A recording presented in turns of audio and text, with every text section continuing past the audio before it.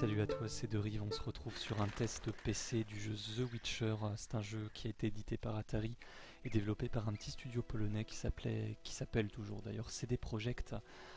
C'était leur premier jeu à l'époque, parce que le jeu est sorti en octobre 2007. Premier jeu de ce studio qui a en fait décidé d'adapter l'univers et le personnage donc de Gérald de Rive, dont mon pseudo sur YouTube au passage, l'univers d'un auteur polonais à succès qui s'appelle Andrzej Sapkowski, et c'est l'univers du sorceleur. Donc The Witcher in English, ça veut dire le sorceleur. Le sorceleur, qu'est-ce que c'est? C'est un chasseur de monstres, donc c'est monsieur Gérald de Rive, qui est rémunéré par la population locale, souvent par des notables, pour tuer, éradiquer des vermines, des monstres qui peuplent un petit peu les différentes zones du jeu. Ça peut être très bien des villes comme les campagnes où on est actuellement. Et notre ami Gérald court après ces contrats-là d'exécution pour se faire de l'argent avant tout et tracer son chemin en tant que sorceleur, tout simplement. Alors The Witcher, c'est un RPG, vous l'aurez compris, RPG très mature, 18 et plus, RPG teinté d'Heroic Fantasy, parce que oui, il y a des monstres, oui, il y a de la magie, mais ce n'est pas un RPG, on va dire, conventionnel, dans la mesure où il ne se base pas exclusivement, par exemple, sur de la récolte d'objets, d'armures, d'armes. Non, il y a très très peu d'objets dans le jeu, voire quasiment pas. À part les armes, on trouvera une armure dans The Witcher et c'est tout. Non, c'est un RPG qui mise tout sur son scénario, parce qu'il y a de la matière, quoi. Parce que c'est un jeu qui est tiré d'un roman, et les développeurs ont su tirer la moelle de l'univers de Sapkowski et retranscrire ça dans un jeu à l'ambiance vraiment toute particulière et toute mature. Alors, je vais vous parler un petit peu du scénario. Donc, nous sommes dans la peau de Gérald de Rive, je l'ai déjà dit, qui est un sorceleur. Alors, je vais vous expliquer. En fait, les sorceleurs, ce sont des individus qui, dès leur plus jeune âge, ont été recueillis, soit parce que c'était des enfants abandonnés, soit parce qu'ils ont été trouvés par la confrérie des sorceleurs. Donc, on va en profiter pour entrer dans une auberge. Allez, hop, la porte. Voilà. Et donc, cette confrérie des sorceleurs les transforme petit à petit en suivant un entraînement donc physique, maniement d'épée, entraînement au combat, mais aussi des mutations physiques, parce que les sorceleurs en fait ont ingéré durant leur formation des décoctions de plantes qui leur ont accordé des capacités un petit peu, on va dire, hors du commun. Ils sont plus rapides, ils sont un peu plus forts, ils sont un peu plus agiles que le commun des mortels, mais en contrepartie, ces décoctions leur provoquent aussi des mutations physiques, notamment là sur Gérald, une dépigmentation des cheveux, en fait, d'où cette crinière blanche qui caractérise le personnage. Je devrais me dépêcher. On écoute un peu ce que disent les gens, mais aussi, chose que Gérald regrette, une stérilité. Tous les sorceleurs sont stériles. On en parle parfois dans les quêtes. Enfin, Gérald revient sur ce point. Et puis ce teint blafard et aussi des pupilles dilatées qui sont loin en fait d'être un désavantage, dans la mesure où elles lui permettent de voir un petit peu mieux dans la nuit. Donc en tant que RPG, voilà, on se retrouve dans un monde assez vaste, bien qu'il soit assez cloisonné, mais je dirais pas que c'est un défaut dans le jeu. C'est plutôt, ça permet d'encadrer l'histoire et d'avoir un scénario qui se construit et qui se met en place de façon assez naturelle au final. On va parler avec un personnage qui s'appelle Jasquet, qui est le meilleur ami de Gérald, qui est un barde, et tout de suite en fait sur le système de dialogue, voilà ce qu'on remarque, c'est un système de dialogue avec des choix. Et ces choix sont loin d'être anodins dans le jeu, dans la mesure où chacune de nos décisions, donc prises au travers des dialogues ou de nos actions, vont entraîner des répercussions et limite des fins différentes pour le jeu. Alors c'est quelque chose de commun dans beaucoup de jeux aujourd'hui, mais là c'est vraiment poussé parce que les choix sont loin d'être très... on va dire qu'il n'y a pas de dualité dans les choix. On n'a pas où c'est tout bon, où c'est tout mauvais. On n'est pas dans un fable par exemple, même si là je prends entre guillemets, vraiment le bas du RPG. Hein.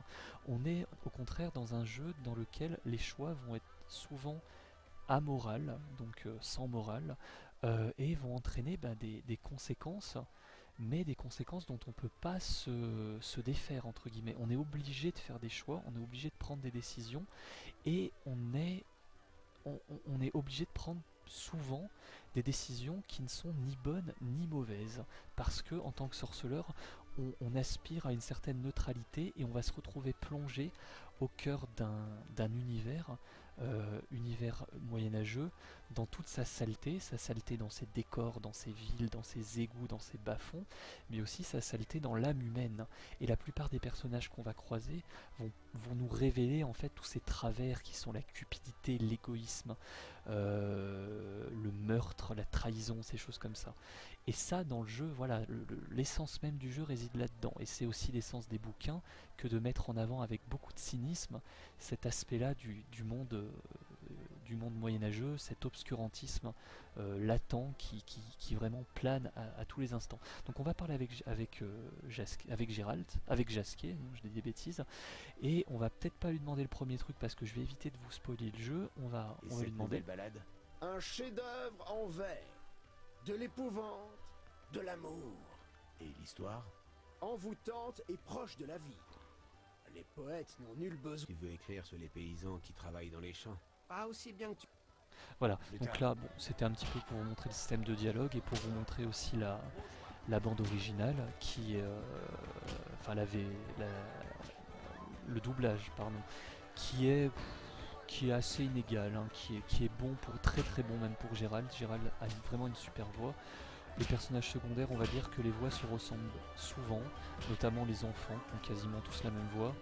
Et puis voilà, mais bon, ça ne nuit absolument pas au jeu, la VF est correcte. Voilà, on a vu des VF beaucoup plus pires que ça. Là on se retrouve avec quelque chose de très correct. Et là j'ai l'impression que je tourne en rond, donc on va ressortir de cette taverne et on va aller un petit peu vous expliquer le système de combat. Voilà, donc en route je vais vous parler du scénario du jeu. Donc qu'est-ce qui se passe en fait dans The Witcher là? Pourquoi on est là? Pourquoi on est là, je vais pas vous le dire parce que ça va vous spoiler un petit peu. J'ai fait exprès pour ce vidéo test de prendre un environnement neutre. J'ai pris la campagne, voilà, sachant qu'on est très souvent dans des villes, la ville de Vizima notamment, qui est la capitale de Temeria, qui est le monde dans lequel on évolue.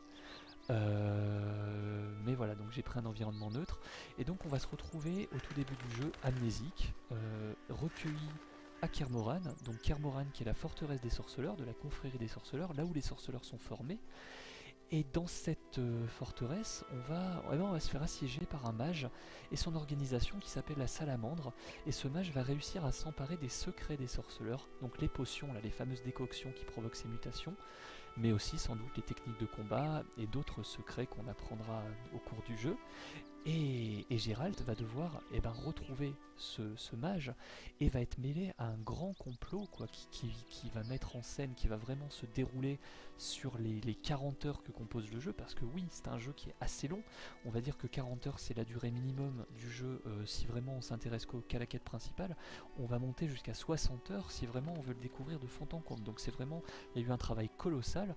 Et tous les dialogues sont doublés, il n'y a pas des moments où on lit, non, tout est doublé, tout est mis en scène, il y a énormément de petites cinématiques, il y a vraiment eu du boulot de la part de CD Projekt sur le projet.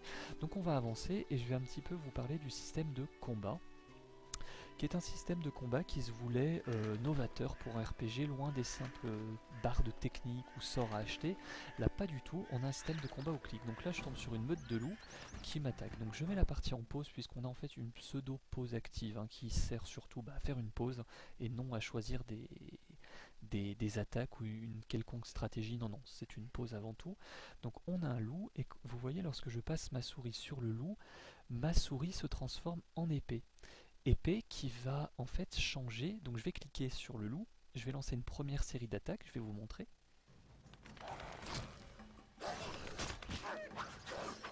Vous voyez que ma souris va se transformer en épée enflammée quelquefois.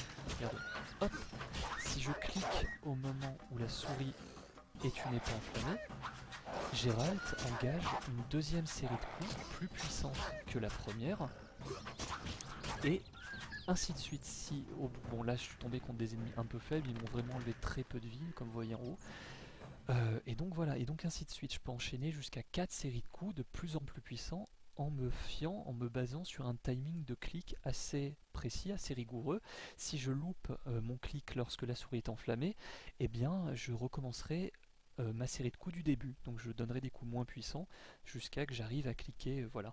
Donc c'est un système de jeu qui a le mérite d'être novateur, qui est pas forcément ultra palpitant, bien que les combats soient pas inintéressants, hein. On se retrouve face à des combats variés, mais voilà, ça change.